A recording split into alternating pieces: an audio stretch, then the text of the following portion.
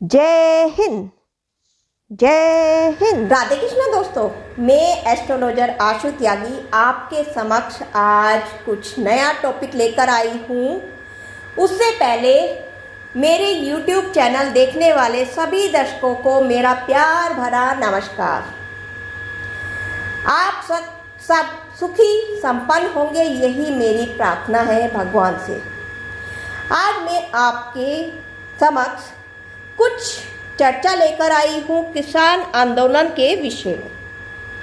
कुछ विचार, कुछ रिसर्च लेकर आई हूँ, क्योंकि आपके मस्तिष्क में भी बहुत से सवाल उतर रहे हैं कि ये किसान आंदोलन कब समाप्त होगा, इसका क्या अंत होगा, क्या जो बिल पास हुआ है वो बदला जाएगा या नहीं बदला जाएगा, क्या है आगे का विचार, सभी लोग सोच रहे हैं।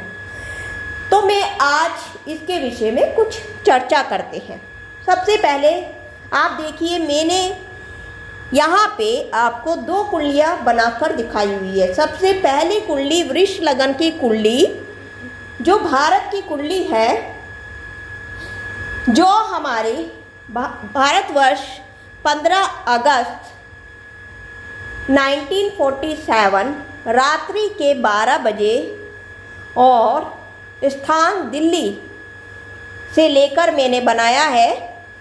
वृष लगन की कुंडली बनी है, जिसमें राहु लगन में ही बैठे हैं, अर्थात तीसरे भाव में मंगल और दूसरे भाव में मंगल, तीसरे भाव में गुरु, बुध, शनि, चंद्र, अर्थात आपके छठे भाव में गुरु और सप्तम भाव में केतु विचरण कर रहे थे। 2021 का इसी प्रकार मैंने गोचर बनाया है दोस्तों। 2021 में ये जो आंदोलन चला है, किसान आंदोलन, जो किसान बिल पास होने के बाद से ही शुरू हो गया है, क्या ये सच में किसान आंदोलन ही है या ये कुछ और ही है? क्या ये किसान आंदोलन समाप्त होगा, बिल खत्म होगा या नहीं होगा? ऐसे बहुत से सवाल आपके मस्तिष्क में आ रहे हैं।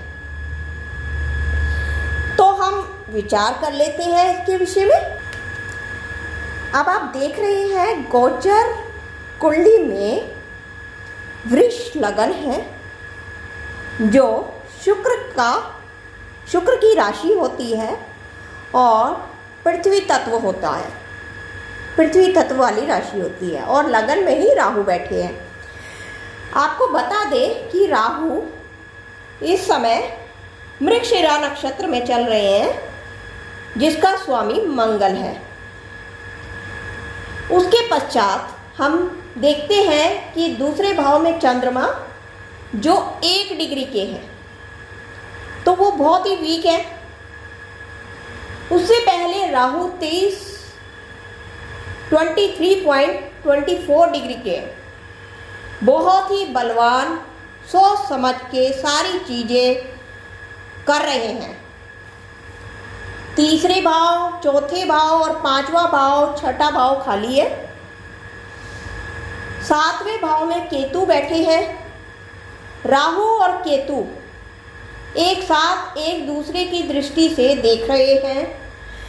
यहाँ पे चंद्रमा जो बाहर बैठे हैं, लेकिन वो वीक होने की वजह से यहाँ पे आप कालसर्प दोष का भी छाया देख सकते हैं। पूर्ण कालसर्प योग नहीं है, लेकिन उसकी छाया जरूर पड़ रही है।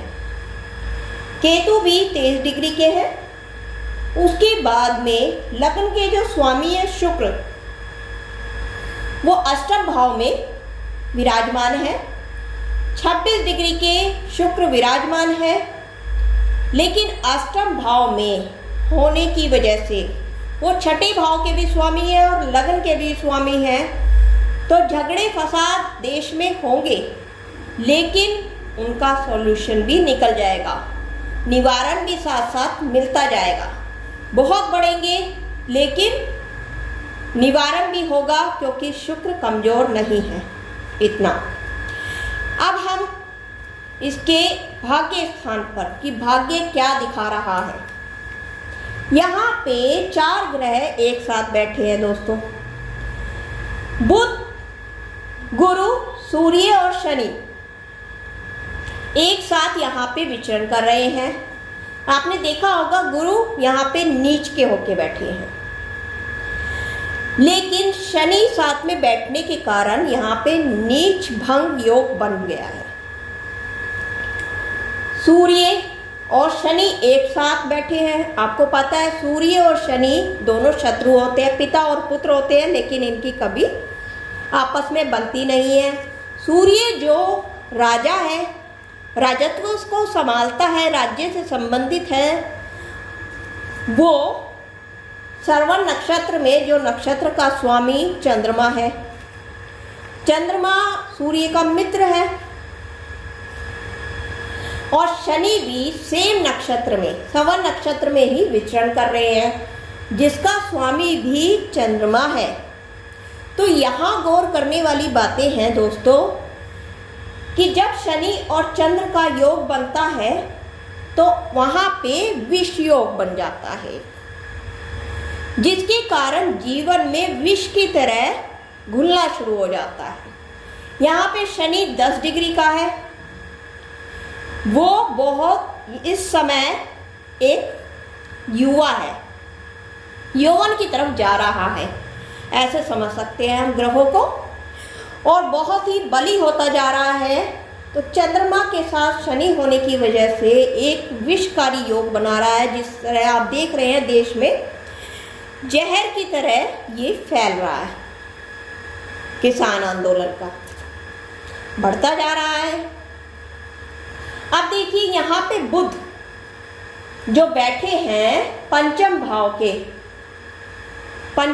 के बुध, जो बुद्धि से थोड़ा वर्क करना चाहिए, वो 29 डिग्री के है। 29 डिग्री के 30 डिग्री के अगर कोई ग्रह होता है तो मृत के समान होता है, उसमें जान नहीं होती इतनी, वो कुछ भी फल नहीं दे पाता, सोचने समझने की शक्ति खत्म हो जाती है। इसी तरह यहाँ के जो किसान युवा वर्ग है, उनकी सोचने समझने की शक्ति समाप्त हो चुकी है।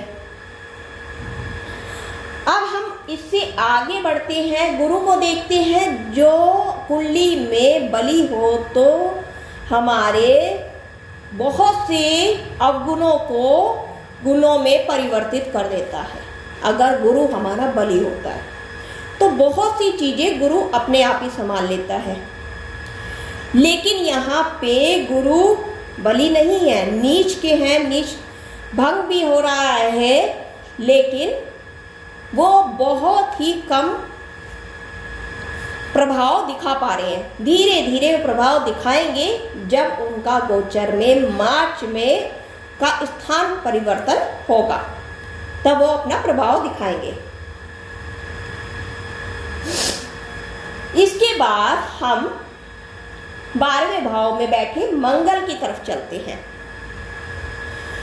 अभी मंगल हमारा सप्तम भाव का स्वामी होकर 12वें भाव में अपनी राशि का बैठा है, इसलिए बड़ा ताकतवर है मंगल इस समय। भरणी नक्षत्र का शुक्र जिसका स्वामी है, शुक्र जो लग्नेश भी है, इससे ये पता चलता है कि जो हमारा सैनिक का जो बल है वो काफ़ी हद तक बहुत अच्छा होता जा रहा है।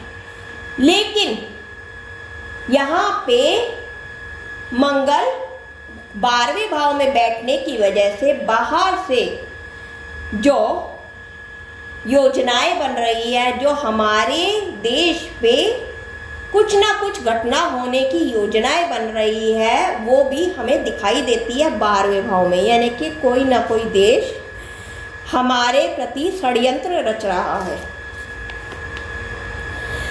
अब उसके पश्चात 22 फरवरी को मंगल जब राहु के साथ वृष राशि में विचरण करेगा तो उस समय और भी स्थिति बिगड़ जाएगी दोस्तों, और भी स्थिति हाथ में नहीं रहेगी। ये जो किसान आंदोलन है उस समय और ज़्यादा कागार पे बढ़ जाएगा।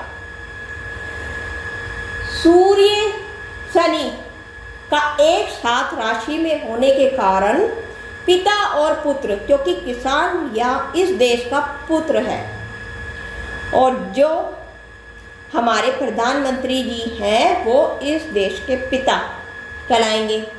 तो उनमें उनसे पुत्र का एक तरह का गुस्सा, एक तरह का विष, एक तरह का जहर वो अपने मन में दबा के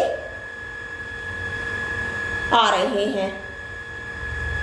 शनि खेती बाड़ी से जुड़ा होता है, लेकिन शनि यहाँ पे अपनी राशि का बैठने के कारण वो बहुत ही अच्छा फल भी दिखा रहा है, क्योंकि खेती बाड़ी से जुड़ा जो ये बिल पास हुआ है उससे किसानों को बहुत ही फायदा होने वाला है, क्योंकि भाग्य स्थान में बैठा है शनि भारत के। इससे भारत का भाग्य बहुत आगे बढ़ेगा, क्योंकि भारत की कुंडली में जो वृष लगन है वो पृथ्वी तत्व की है, तो पृथ्वी से उगने वाली चीज़ों से ही इस भारत का उद्धार होगा। ये पृथ्वी से जुड़ा रहेगा। दोस्तों, इसके आगे हम बढ़ते हैं तो जब हमारा मंगल राहु के साथ बैठेगा उस समय हमारे देश में झगड़े होने की भी संभावना बढ़ सकती है। 22 फरवरी यानी कि फरवरी का समय थोड़ा सा मुश्किलों वाला दिखाई देता हुआ नजर आ रहा है, और आगे अगर मैं कुछ भी जानकारी इसमें देखती हूँ तो आपसे ज़रूर साझा करूँगी। अगर आपको मेरी ये वीडियो पसंद आ रही है तो इसे लाइक कीजिए, सब्सक्राइब कीजिए और कमेंट्स करके ज़रूर बताइए कि क्या मेरा जो ये विचार है, रिसर्च है, आपको पसंद आई या नहीं। धन्यवाद।